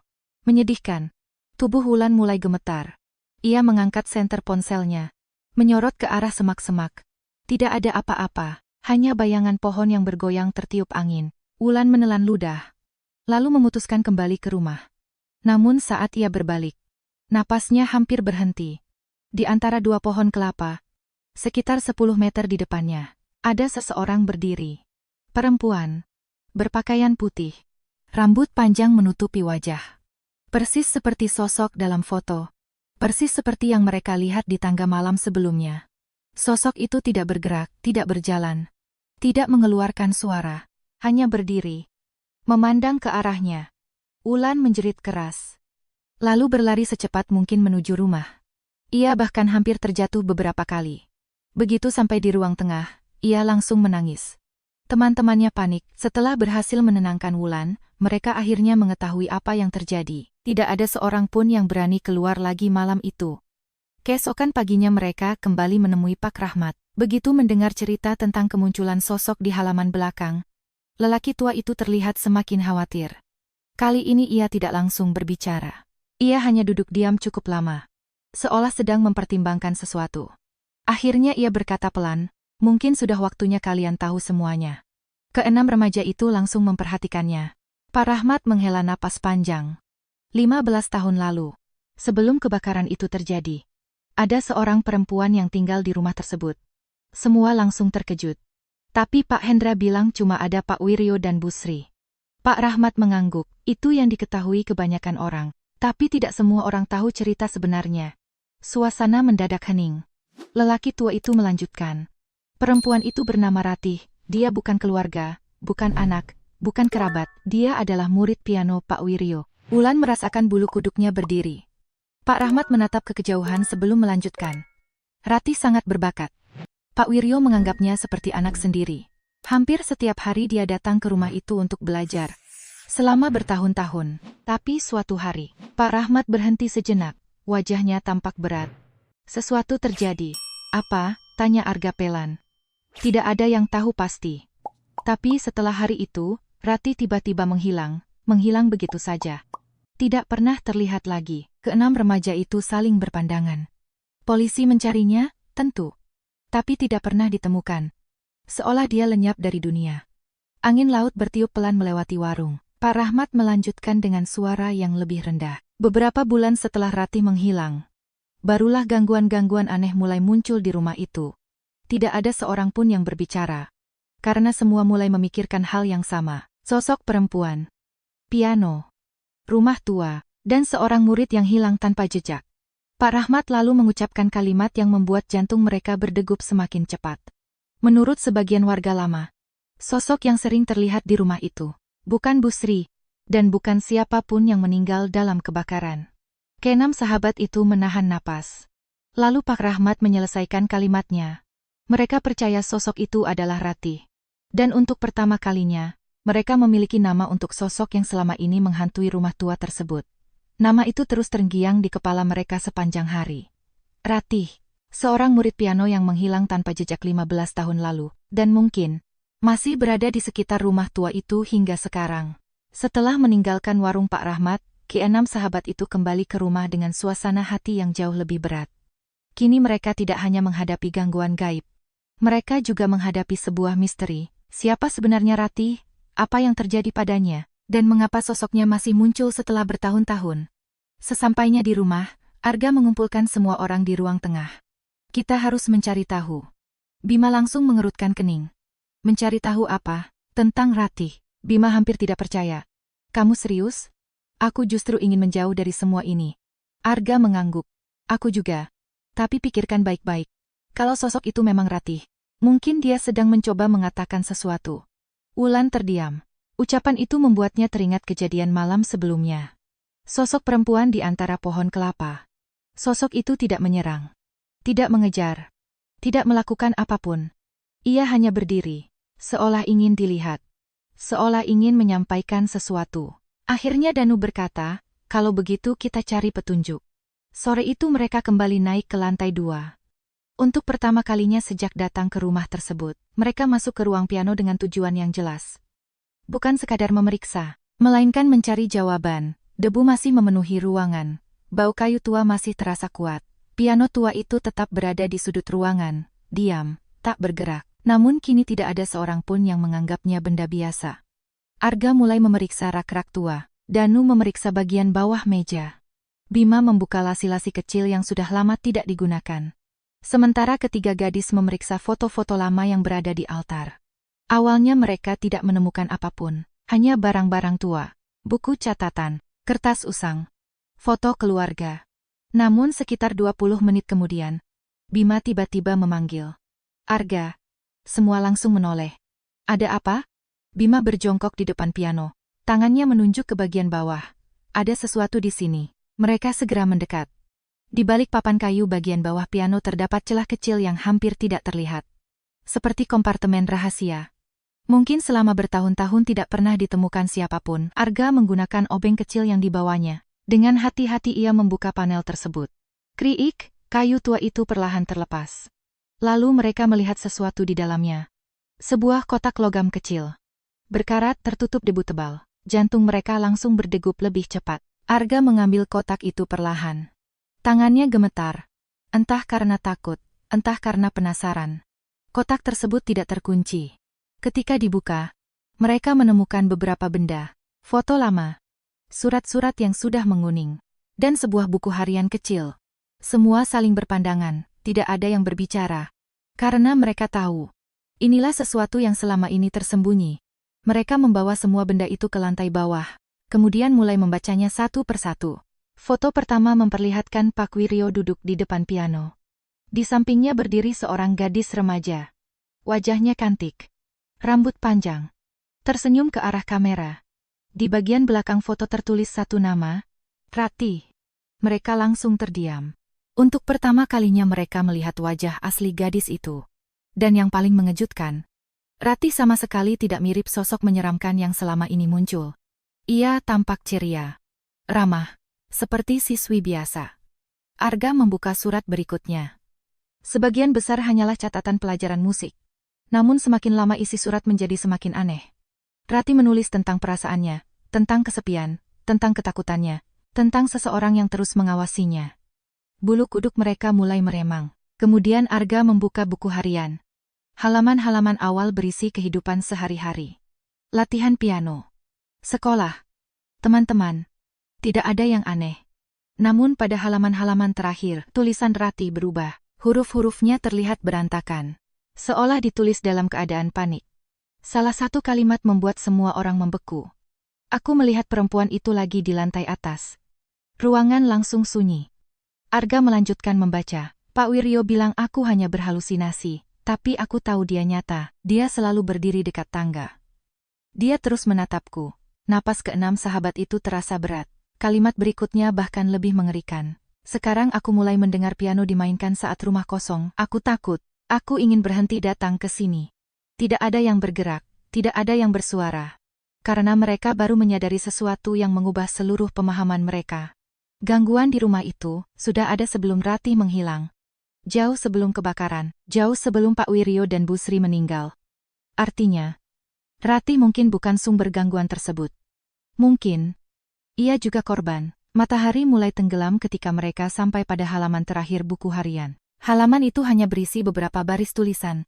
Tulisan yang jauh lebih berantakan dibanding sebelumnya. Seolah ditulis dengan tangan gemetar. Kalau sesuatu terjadi padaku, jangan percaya apa yang mereka katakan. Perempuan itu ada di rumah ini. Dia tidak ingin kami pergi. Lalu di bagian paling bawah halaman, terdapat satu kalimat terakhir. Kalimat yang membuat darah mereka terasa membeku. Kalau kalian menemukan buku ini, jangan pernah membuka pintu merah di lantai 2. Semua langsung saling memandang. Pintu merah, Arga berdiri perlahan. Wajahnya berubah pucat, karena mereka semua tahu sesuatu. Di lantai 2 memang hanya ada satu ruangan, ruangan piano. Namun, di bagian paling belakang ruangan itu, terdapat sebuah pintu kecil yang hampir tertutup lemari tua. Pintu yang selama ini tidak pernah mereka perhatikan. Dan catnya, berwarna merah tua, malam mulai turun. Sementara keenam sahabat itu menyadari bahwa misteri rumah tersebut ternyata jauh lebih dalam daripada yang mereka bayangkan. Dan mungkin, mereka baru saja menemukan petunjuk menuju rahasia yang selama 15 tahun terkubur di dalam rumah itu. Tidak ada seorang pun yang langsung berbicara setelah membaca halaman terakhir buku harian Ratih. Suasana ruang tengah terasa sangat berat. Di luar, langit malam sudah mulai gelap. Angin laut berembus perlahan melewati celah-celah jendela tua. Sementara di atas meja, buku harian itu masih terbuka pada halaman terakhir. Halaman yang berisi peringatan. Jangan pernah membuka pintu merah di lantai 2. Bima adalah orang pertama yang memecah keheningan. Bagus, kita sudah tahu ada pintu merah. Sekarang jangan dibuka. Masalah selesai. Biasanya semua orang akan tertawa mendengar komentarnya. Namun malam itu tidak ada yang tertawa, karena mereka semua sedang memikirkan hal yang sama. Kalau Ratih sengaja menyembunyikan buku harian tersebut. Kalau ia meninggalkan pesan sebelum menghilang, maka pintu merah itu pasti menyimpan sesuatu yang sangat penting. Arga mengusap wajahnya. Aku tahu ini terdengar gila, tapi kita sudah sejauh ini. Danu langsung memahami maksud temannya. Kamu mau membukanya? Arga mengangguk. Sari terlihat ketakutan. Kalau itu memang berbahaya, bagaimana kalau Ratih menulis peringatan itu supaya tidak ada orang lain menjadi korban? Pertanyaan itu membuat semua terdiam. Karena kemungkinan tersebut memang masuk akal. Namun Wulan tiba-tiba berkata pelan, atau mungkin dia ingin seseorang menemukan kebenaran. Semua mata langsung tertuju kepadanya. Wulan menatap buku harian di atas meja. Kalau dia hanya ingin orang menjauh, kenapa harus menyembunyikan semua ini? Kenapa tidak menghancurkan buku hariannya? Tidak ada yang bisa menjawab. Akhirnya setelah berdiskusi cukup lama, mereka membuat keputusan. Mereka akan membuka pintu merah. Tetapi bersama-sama. Tidak ada yang pergi sendirian. Pukul 9 malam. Keenam sahabat itu berdiri di depan ruang piano. Masing-masing membawa senter. Jantung mereka berdebar sangat cepat. Ruangan terasa jauh lebih dingin dibanding bagian rumah lainnya.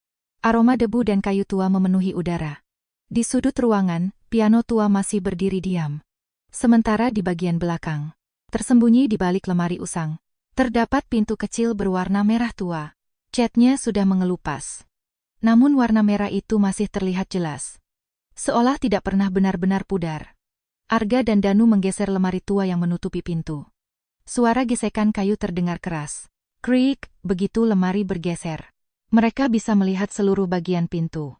Pintu itu jauh lebih kecil daripada pintu biasa. Hampir seperti pintu menuju ruang penyimpanan. Di bagian tengah terdapat gagang besi tua, dan sesuatu yang membuat mereka merinding. Di atas pintu terdapat beberapa goresan, seperti bekas kuku. Panjang, tidak beraturan, dan jumlahnya sangat banyak. Nisa langsung mundur. Aku nggak suka ini. Tidak ada yang menyalahkannya, karena semua orang merasakan hal yang sama. Arga perlahan menyentuh gagang pintu. Dingin. Sangat dingin. Jauh lebih dingin daripada udara di sekitarnya. Ia menarik napas panjang. Lalu memutar gagangnya. Klik, tidak terkunci. Jantung semua orang langsung berdegup lebih cepat. Perlahan, Arga mendorong pintu tersebut. Krik, pintu terbuka. Kegelapan pekat terlihat di baliknya. Senter mereka segera diarahkan ke dalam. Dan apa yang mereka lihat membuat semua orang membeku. Di balik pintu merah terdapat tangga sempit. Tangga yang mengarah ke bawah. Bukan ke atas, bukan ke ruangan lain, melainkan ke bawah rumah. Ke sebuah ruang bawah tanah yang bahkan tidak pernah mereka ketahui keberadaannya. Tidak ada yang langsung turun, mereka hanya berdiri di depan tangga, mencoba memahami apa yang sedang mereka lihat. Pak Hendra tidak pernah menyebutkan ruang bawah tanah. Pak Rahmat juga tidak pernah bercerita tentang tempat ini. Bahkan dalam seluruh rumah tua tersebut tidak ada tanda-tanda keberadaan ruangan bawah tanah. Seolah tempat itu sengaja disembunyikan. Arga mengarahkan senter ke bawah. Tangga batu terlihat memanjang beberapa meter. Kemudian menghilang dalam kegelapan. Tidak terlihat ujungnya. Bima menelan ludah. Masih ada waktu untuk kembali. Tidak ada yang bergerak. Tidak ada yang menjawab. Karena rasa takut mereka kini bercampur dengan rasa penasaran. Dan rasa penasaran itu perlahan menang. Akhirnya mereka mulai turun. 1 langkah, 2 langkah, 3 langkah. Udara semakin dingin. Semakin lembab, semakin pengap. Dinding di kiri kanan dipenuhi lumut. Beberapa bagian terlihat retak. Tangga itu jauh lebih panjang daripada yang mereka perkirakan. Sekitar 1 menit kemudian, mereka akhirnya mencapai dasar. Ruangan yang terlihat di depan membuat mereka terdiam. Itu bukan ruang penyimpanan. Bukan gudang. Bukan ruang rahasia biasa. Melainkan sebuah ruangan yang tampak seperti tempat tinggal. Ada meja, ada kursi, ada rak buku. Bahkan ada kasur tua di salah satu sudut. Seolah seseorang pernah tinggal di sana selama waktu yang sangat lama. Namun yang paling mengejutkan, semua benda di dalam ruangan dipenuhi debu. Kecuali satu. Di atas meja kayu tua, terdapat sebuah bingkai foto, bersih. Seolah baru saja dibersihkan beberapa hari lalu. Padahal tidak mungkin ada orang yang masuk ke sana. Perlahan Arga mengangkat foto tersebut. Cahaya senter menerangi permukaannya. Dan seluruh tubuhnya langsung membeku. Foto itu memperlihatkan seorang gadis remaja. Tersenyum. Berdiri di depan piano. Gadis itu adalah Ratih. Namun bukan itu yang membuat Arga ketakutan. Yang membuatnya ketakutan adalah sosok yang berdiri di belakang Ratih. Seorang perempuan berpakaian putih. Dengan rambut panjang menutupi wajah. Sosok yang sama persis dengan yang muncul di rumah. Sosok yang sama dengan yang terlihat di pantai. Sosok yang sama dengan yang muncul di ujung tangga. Dan menurut tanggal yang tertulis di belakang foto. Gambar itu diambil beberapa bulan sebelum Ratih menghilang. Artinya, sosok tersebut sudah ada bahkan sebelum semua tragedi itu terjadi. Sebelum kebakaran. Sebelum kematian Pak Wiryo dan Bu Sri. Sebelum seluruh gangguan dimulai. Ruangan bawah tanah mendadak terasa jauh lebih dingin. Karena untuk pertama kalinya, mereka mulai menyadari bahwa apa yang menghantui rumah itu mungkin jauh lebih tua daripada yang pernah dibayangkan siapapun. Dan mungkin, Ratih bukan orang pertama yang melihatnya. Tidak ada seorang pun yang berbicara selama beberapa detik. Mereka hanya berdiri mengelilingi foto itu, memandang sosok perempuan berpakaian putih yang muncul di belakang Ratih. Semakin lama diperhatikan, semakin jelas bahwa sosok tersebut memang benar-benar ada dalam foto. Bukan bayangan, bukan kesalahan kamera, bukan pantulan cahaya. Ia berdiri tepat di belakang Ratih, diam, tidak bergerak, dan yang paling aneh, Ratih terlihat tersenyum, seolah tidak menyadari keberadaan sosok tersebut. Bima akhirnya memecah keheningan. Aku mulai menyesal membuka pintu merah itu. Tidak ada yang menanggapi, karena semua orang sedang sibuk mengamati ruangan bawah tanah tersebut. Tempat itu terasa seperti kapsul waktu yang terlupakan. Rak-rak buku tua memenuhi sebagian dinding. Banyak buku sudah rusak dimakan usia. Kertas-kertas menguning berserakan di berbagai sudut. Kasur tua di pojok ruangan dipenuhi debu tebal. Namun ada sesuatu yang menarik perhatian Arga. Sebuah meja tulis. Di atasnya terdapat beberapa buku catatan yang tersusun rapi. Aneh sekali. Jika ruangan ini sudah lama tidak digunakan, mengapa buku-buku itu masih tertata dengan baik? Arga berjalan mendekat. Lalu mengambil salah satu buku. Sampulnya sudah kusam. Namun tulisan di bagian depan masih bisa dibaca. Catatan pribadi, Wiryo Santoso. Jantung Arga langsung berdegup lebih cepat. Teman-teman, aku menemukan sesuatu. Semua segera berkumpul. Mereka membuka buku tersebut dengan hati-hati. Halaman pertama berisi catatan biasa. Tentang pekerjaan. Tentang murid-murid piano. Tentang kehidupan sehari-hari. Namun semakin jauh mereka membaca, isi catatan mulai berubah. Tulisan Pak Wiryo menjadi semakin tidak teratur. Semakin emosional. Seolah ditulis oleh seseorang yang sedang dihantui ketakutan.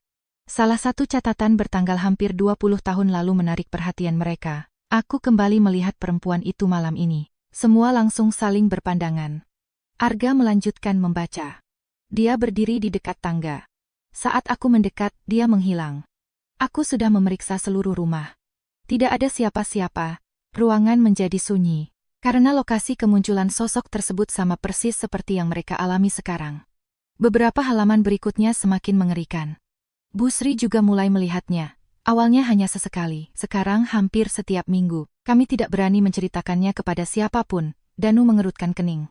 Itu berarti gangguan ini sudah terjadi jauh sebelum Ratih datang. Arga mengangguk. Benar, dan itu membuat semuanya jauh lebih menyeramkan.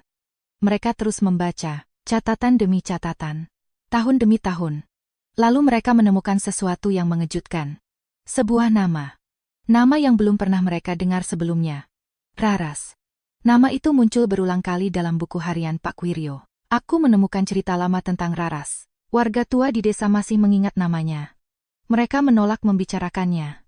Mereka bilang rumah ini berdiri di atas tanah yang pernah menjadi tempat tinggalnya. Ulan merasakan tengkuknya merinding. Siapa Raras? Tidak ada yang tahu. Mereka kembali membaca.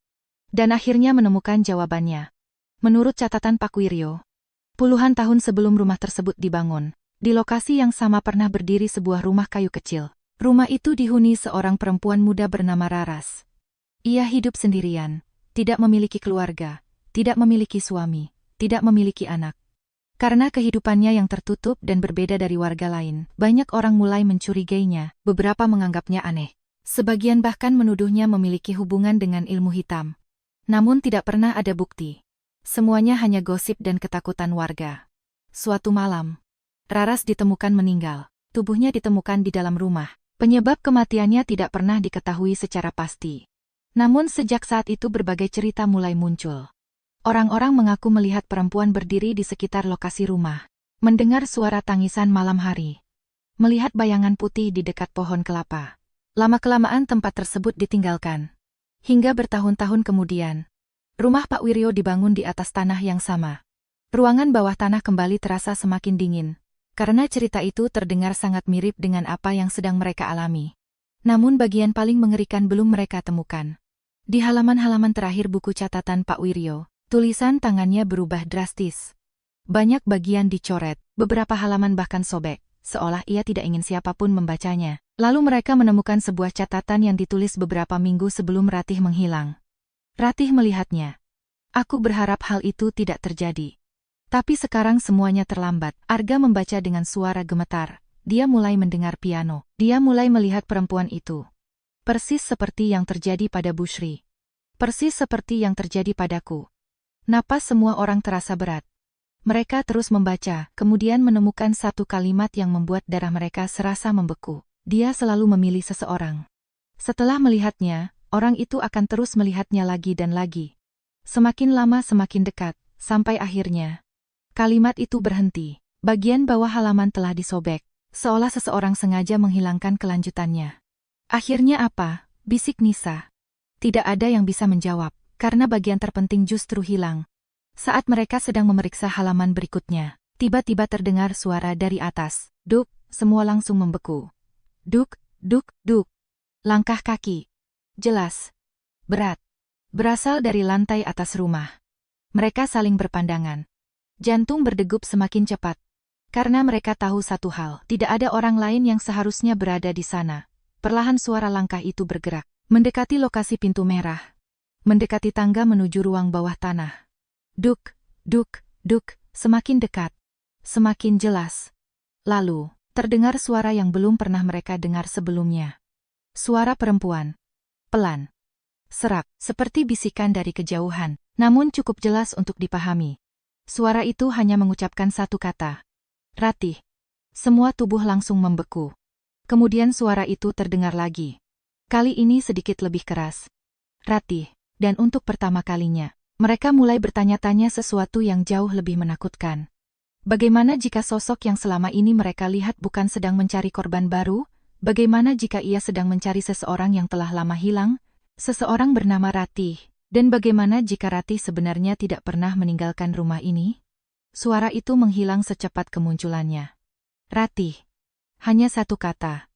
Namun cukup membuat keenam sahabat itu membeku di tempat. Mereka berdiri di ruang bawah tanah yang dingin. Tak seorang pun berani bergerak. Tak seorang pun berani berbicara. Yang terdengar hanyalah napas mereka sendiri. Dan detak jantung yang semakin cepat. Beberapa menit berlalu. Tidak ada suara langkah lagi. Tidak ada bisikan. Tidak ada tanda-tanda kehadiran siapapun. Akhirnya Arga memberanikan diri berbicara. Kita harus keluar. Tidak ada yang membantah. Mereka segera mengumpulkan catatan yang ditemukan. Lalu berjalan menuju tangga batu. Setiap langkah terasa berat. Seolah ada sesuatu yang sedang memperhatikan mereka dari kegelapan. Namun mereka berhasil kembali ke ruang piano tanpa gangguan. Begitu sampai di atas, semua langsung menghela napas lega, setidaknya untuk sementara. Malam itu mereka tidak melanjutkan penyelidikan. Terlalu banyak hal yang terjadi dalam satu hari. Mereka turun ke ruang tengah. Mengunci pintu merah. Lalu duduk bersama sampai hampir subuh. Tidak ada yang berani tidur sendirian. Bahkan Bima yang biasanya paling santai memilih tetap terjaga bersama yang lain. Menjelang pagi, kelelahan akhirnya mengalahkan rasa takut. Satu persatu mereka tertidur. Keesokan harinya, Arga kembali membuka catatan Pak Wiryo. Ia merasa ada sesuatu yang belum mereka temukan. Sesuatu yang hilang. Sesuatu yang sengaja disembunyikan. Saat membolak-balik halaman terakhir, ia menemukan keanehan, beberapa lembar tampak lebih tebal daripada yang lain. Seolah ada halaman yang menempel. Dengan sangat hati-hati, Arga memisahkannya. Dan benar saja. Di antara dua lembar kertas tua terdapat satu halaman yang terselip. Halaman yang selama ini tidak terlihat. Jantungnya langsung berdegup kencang. Teman-teman, aku menemukan sesuatu. Mereka segera berkumpul. Arga mulai membaca. Tulisan pada halaman itu jauh lebih berantakan dibanding bagian lainnya. Tinta di beberapa tempat bahkan sudah memudar, namun sebagian besar masih dapat dibaca. Aku akhirnya tahu apa yang terjadi. Tapi aku berharap aku tidak pernah mengetahuinya. Semua langsung terdiam. Arga melanjutkan. Ratih tidak menghilang. Ruangan menjadi sunyi. Tidak ada suara selain suara Arga yang membaca. Malam itu dia datang ke rumah seperti biasa. Ia ketakutan. Ia mengatakan perempuan itu kembali muncul. Dan kali ini lebih dekat daripada sebelumnya. Napas semua orang mulai terasa berat.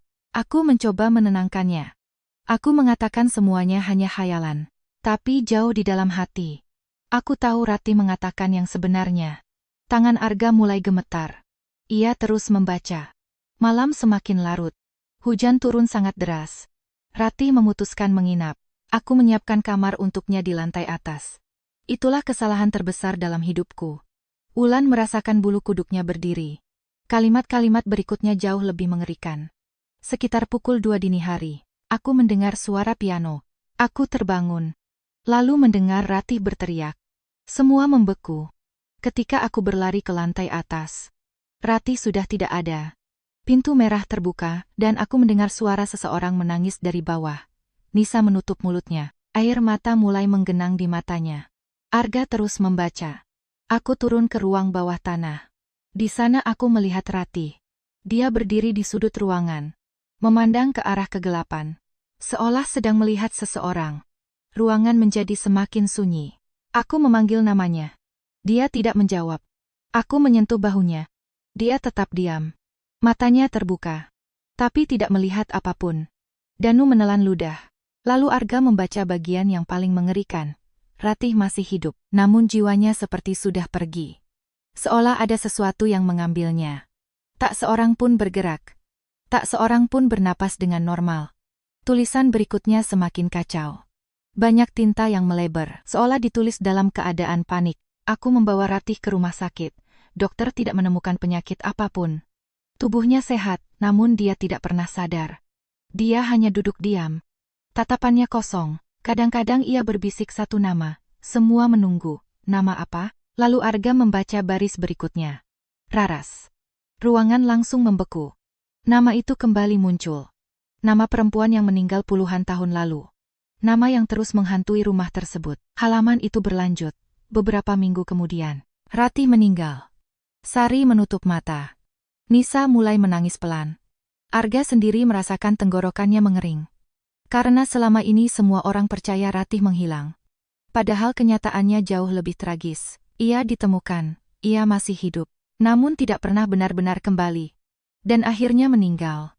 Bagian terakhir catatan Pak Wiryo ditulis dengan tinta yang berbeda. Lebih tebal. Lebih gelap. Seolah ditulis bertahun-tahun setelah kejadian tersebut. Aku berbohong kepada semua orang. Aku mengatakan Ratih menghilang. Aku tidak sanggup menjelaskan apa yang sebenarnya terjadi. Tidak ada yang akan percaya. Bahkan aku sendiri tidak ingin mempercayainya. Kemudian terdapat satu kalimat terakhir. Kalimat yang membuat seluruh tubuh mereka terasa dingin. Ratih bukan korban pertama. Dan aku takut. Dia juga bukan korban terakhir. Tidak ada seorang pun yang berbicara setelah Arga selesai membaca. Karena kini mereka akhirnya mengetahui nasib Ratih. Namun jawaban itu justru memunculkan pertanyaan yang jauh lebih menakutkan. Apa yang sebenarnya terjadi di ruang bawah tanah? Apa yang dilihat Ratih malam itu? Dan apa sebenarnya Raras? Karena semakin banyak mereka mengetahui kebenaran, semakin jelas bahwa sosok yang menghantui rumah itu bukan sekadar arwah biasa. Ada sesuatu yang jauh lebih tua, jauh lebih gelap, dan sesuatu itu masih berada di sana. Menunggu, seolah belum selesai dengan rumah tersebut. Seolah masih mencari seseorang yang baru. Sejak membaca halaman rahasia milik Pak Wiryo, suasana di antara keenam sahabat itu berubah. Kini mereka tidak lagi sekadar takut. Mereka mulai merasa terancam. Karena catatan tersebut membuktikan satu hal yang mengerikan. Ratih bukan korban pertama. Dan mungkin bukan korban terakhir. Malam itu hujan kembali turun. Tidak terlalu deras, namun cukup untuk membuat suasana rumah terasa semakin suram. Mereka duduk mengelilingi meja ruang tengah. Tidak ada yang tertarik bermain kartu. Tidak ada yang ingin menonton video. Tidak ada yang ingin bercanda. Pikiran mereka dipenuhi pertanyaan yang sama. Apa sebenarnya yang terjadi kepada korban-korban sebelumnya? Arga membuka kembali catatan Pak Wiryo. Ia mulai memeriksa setiap halaman dengan lebih teliti. Kali ini bukan mencari informasi tentang Ratih, melainkan mencari nama lain. Dan beberapa jam kemudian, ia menemukannya. Di salah satu bagian buku yang lebih tua terdapat daftar tanggal. Awalnya mereka mengira itu hanya catatan biasa. Namun setelah diperhatikan lebih teliti, ternyata setiap tanggal diikuti oleh sebuah nama orang, dan sebagian besar tidak pernah mereka kenal. Misalnya, Sutrisno, Maya, Handoko, Rini, Farid, Ayu. Nama-nama itu muncul selama rentang hampir 30 tahun. Danu mulai mengernyit. Siapa mereka? Arga terus membaca, lalu menemukan catatan pendek di samping salah satu nama. Mulai mendengar piano. Catatan lain. Melihat perempuan di tangga. Catatan berikutnya. Tidak mau kembali ke rumah. Semua saling berpandangan. Mereka mulai memahami sesuatu. Nama-nama tersebut kemungkinan adalah orang-orang yang pernah mengalami gangguan yang sama. Korban-korban sebelumnya. Orang-orang yang pernah melihat sosok perempuan itu. Namun hal yang paling mengerikan ditemukan pada halaman terakhir daftar. Di samping nama seorang perempuan bernama Ayu terdapat tulisan. Tahap ketiga. Tidak ada penjelasan lain. Hanya dua kata tersebut. Tahap ketiga. Bima langsung bertanya, tahap apa? Tidak ada yang tahu. Namun semakin banyak mereka membaca catatan Pak Wiryo, semakin sering muncul istilah serupa. Tahap pertama, tahap kedua, tahap ketiga. Seolah Pak Wiryo sedang mencoba memahami sebuah pola. Sebuah proses, sesuatu yang terjadi pada setiap korban. Kemudian mereka menemukan penjelasan singkat. Tulisan itu sangat kecil, hampir tersembunyi di bagian pinggir halaman. Tahap pertama, melihat. Tahap kedua, mendengar. Tahap ketiga, dipanggil. Ruangan langsung sunyi. Nisa membaca ulang kalimat tersebut. Perlahan, dengan suara gemetar. Melihat, mendengar, dipanggil. Jantung mereka berdegup semakin cepat, karena mereka sadar. Mereka sudah mengalami dua tahap pertama. Mereka telah melihat sosok perempuan itu. Mereka telah mendengar suara piano. Dan bisikan. Bahkan suara yang memanggil nama Ratih. Kalau catatan Pak Wiryo benar, masih ada tahap berikutnya. Saat itulah sesuatu terjadi. Sesuatu yang membuat seluruh tubuh mereka membeku. Wulan yang sejak tadi duduk diam tiba-tiba mengangkat kepala. Ekspresinya kosong, matanya menatap ke arah tangga. Seolah sedang mendengarkan sesuatu. Wulan? Tidak ada jawaban. Wulan masih diam. Beberapa detik kemudian ia berdiri perlahan. Lalu berjalan menuju tangga. Semua langsung panik. Wulan, Arga segera mengejarnya. Baru ketika bahunya disentuh, Wulan tersentak. Seolah baru terbangun dari mimpi. Apa? Kamu kenapa? Wulan terlihat bingung. Aku kenapa? Kamu tadi jalan ke tangga. Ekspresinya langsung berubah. Aku nggak ingat. Ruangan mendadak menjadi sangat hening. Karena semua tahu, kejadian itu tidak normal. Malam semakin larut. Mereka akhirnya memutuskan beristirahat. Namun sekitar pukul 1 dini hari, Nisa terbangun karena mendengar suara aneh. Suara seseorang sedang berbicara. Pelan, sangat pelan. Awalnya ia mengira sedang bermimpi. Namun setelah beberapa detik, ia sadar suara itu nyata. Berasal dari ruang tengah. Dengan jantung berdebar kencang, ia mengintip dari tempat tidurnya. Dan apa yang dilihatnya membuat darahnya terasa membeku. Wulan sedang duduk sendirian di sofa, membelakangi semua orang. Kepalanya sedikit menunduk, seolah sedang berbicara dengan seseorang.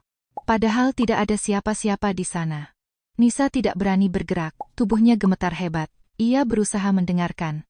Dan samar-samar, ia mendengar suara Wulan. Siapa kamu? Beberapa detik hening. Lalu Wulan kembali berbicara. Kamu mau apa? Nisa hampir menangis. Karena dari sudut pandangnya, Wulan benar-benar sendirian. Namun cara gadis itu berbicara menunjukkan satu hal. Ia sedang menjawab seseorang. Seseorang yang tidak bisa dilihat Nisa. Keesokan paginya, Nisa menceritakan semuanya. Wajah Wulan langsung pucat.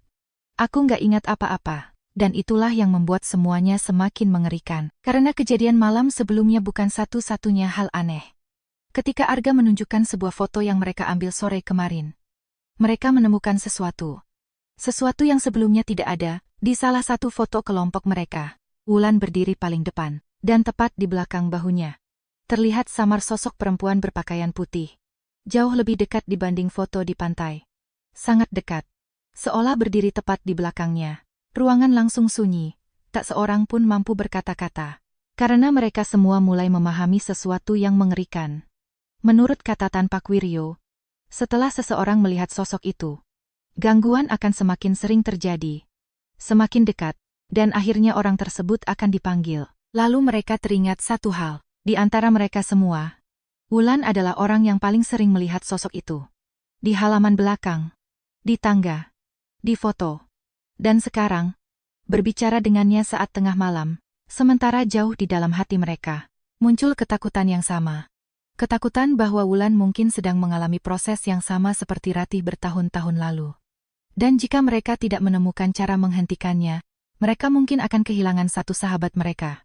Sejak pagi itu, tidak ada seorang pun yang meninggalkan Wulan sendirian. Mereka mulai menyadari bahwa apa yang terjadi bukan lagi sekadar gangguan biasa.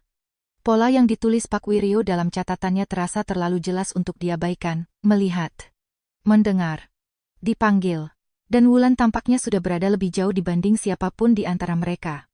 Hari itu berlalu dengan suasana yang tegang.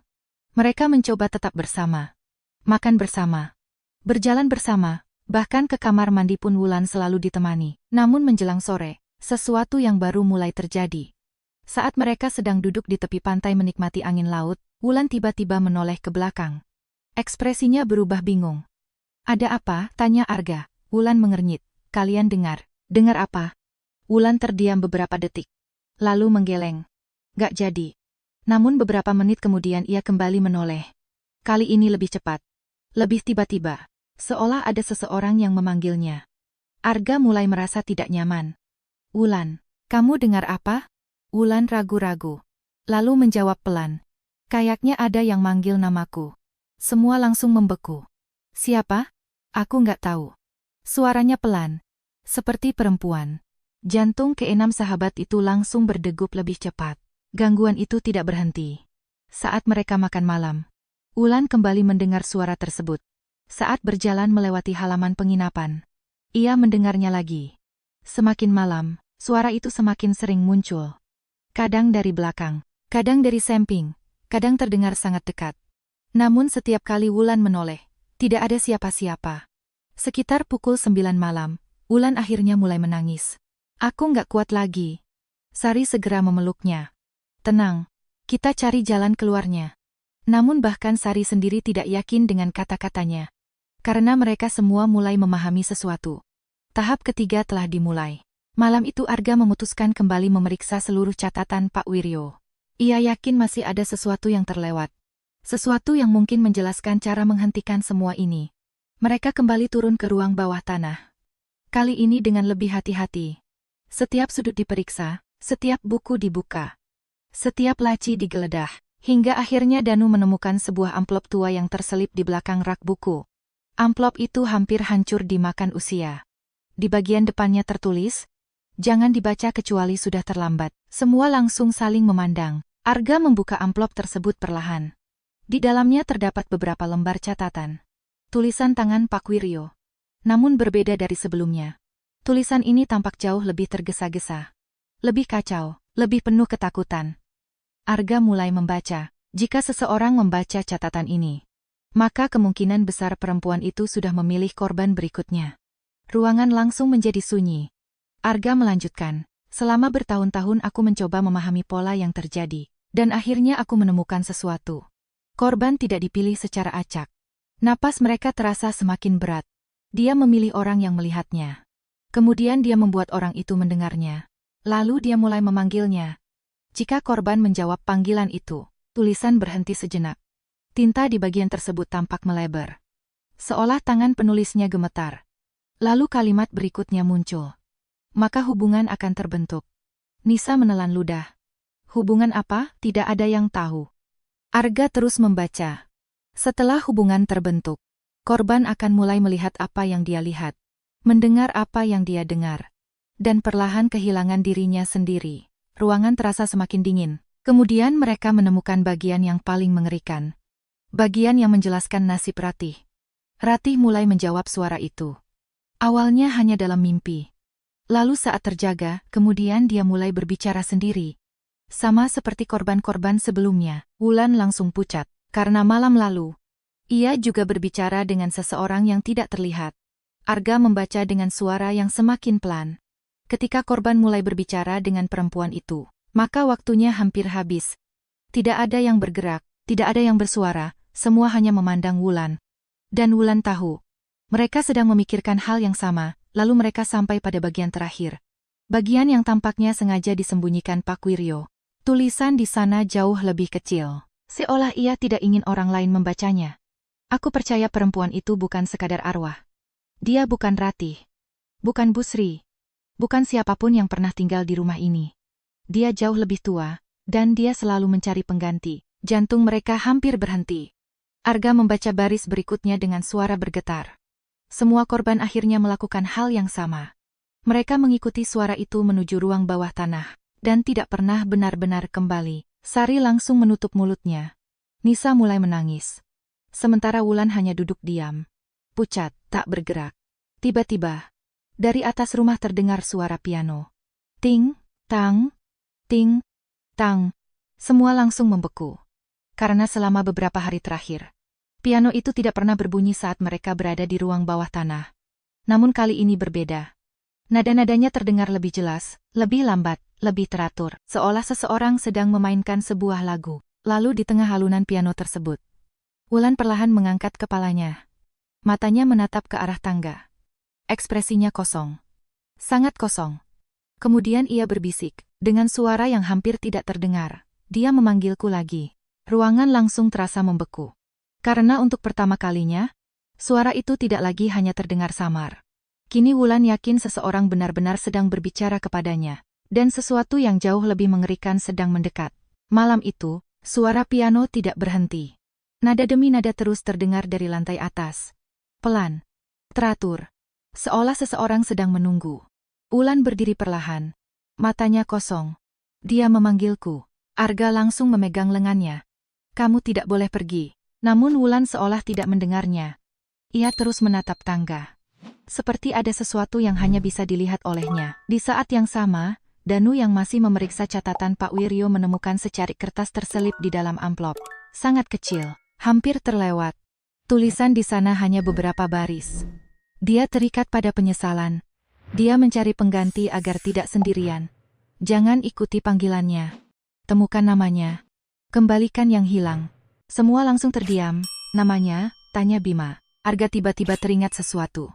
Foto. Buku harian. Catatan lama. Selama ini semua orang menyebut sosok itu sebagai Raras. Namun tidak pernah ada bukti bahwa sosok yang muncul memang Raras. Mungkin selama puluhan tahun mereka salah. Saat itulah Wulan tiba-tiba berlari. Menuju tangga. Wulan. Mereka langsung mengejarnya. Wulan naik ke lantai 2. Melewati ruang piano. Menuju pintu merah. Lalu turun ke ruang bawah tanah.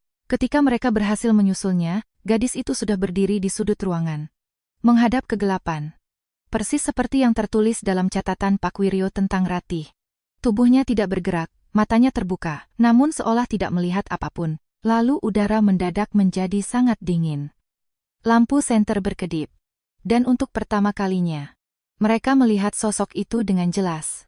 Perempuan berpakaian putih berdiri beberapa meter di depan Wulan. Rambut panjang menutupi wajahnya. Diam, tidak bergerak. Namun kali ini sosok tersebut tidak tampak marah. Tidak tampak mengancam. Ia justru terlihat, purumu sedih. Sangat sedih. Arga teringat kata-kata terakhir Pak Wiryo. Temukan namanya. Dengan suara bergetar ia berkata, kamu bukan Raras, kan? Tidak ada jawaban. Namun sosok itu perlahan mengangkat kepala. Untuk pertama kalinya, rambut panjang yang menutupi wajahnya sedikit tersibak. Dan Arga melihat sesuatu yang membuatnya membeku. Wajah itu muda. Sangat muda, bukan wajah seorang perempuan dari puluhan tahun lalu, melainkan wajah seorang gadis. Hampir seumuran Ratih. Tiba-tiba Wulan berbisik, Ratih. Semua langsung menoleh. Wulan menangis. Air mata mengalir di pipinya, namun matanya masih menatap lurus ke depan. Dia Ratih. Ruangan langsung hening. Mereka akhirnya mengerti. Ratih tidak pernah benar-benar pergi. Setelah bertahun-tahun, semua orang mengira ia korban. Padahal jiwanya terjebak di tempat ini, dan legenda tentang Raras perlahan menutupi kebenaran yang sebenarnya. Ratih sendirilah yang selama ini memanggil orang-orang. Bukan karena jahat, tetapi karena kesepian. Karena tidak mampu pergi. Karena terjebak sendirian selama 15 tahun, sosok di depan mereka mulai memudar. Tangis Wulan semakin keras. Dia ingin pulang. Bisiknya. Lalu seluruh ruang bawah tanah bergetar pelan. Suara piano berhenti. Angin dingin yang selama ini memenuhi ruangan perlahan menghilang. Dan sosok Ratih mulai lenyap sedikit demi sedikit. Sebelum menghilang sepenuhnya, ia menatap mereka untuk terakhir kalinya. Bukan dengan kebencian, melainkan dengan rasa lega. Seolah akhirnya ada seseorang yang mengetahui kebenaran. Kemudian semuanya gelap, dan Ratih pun menghilang. Ketika Arga membuka mata, ia masih berada di ruang bawah tanah. Namun sesuatu telah berubah. Udara dingin yang selama ini terasa menyesakan telah hilang. Keheningan yang menyelimuti ruangan juga berbeda. Bukan lagi keheningan yang menakutkan, melainkan keheningan yang damai. Di sampingnya, Wulan perlahan sadar. Wajah gadis itu tampak lelah. Tetapi untuk pertama kalinya dalam beberapa hari terakhir, matanya terlihat normal. Tidak kosong, tidak linglung. Tidak seperti sedang mendengarkan sesuatu yang tidak bisa didengar orang lain.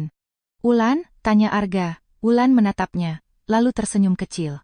"Aku baik-baik saja." Kalimat sederhana itu membuat semua orang hampir menangis lega. Mereka segera meninggalkan ruang bawah tanah.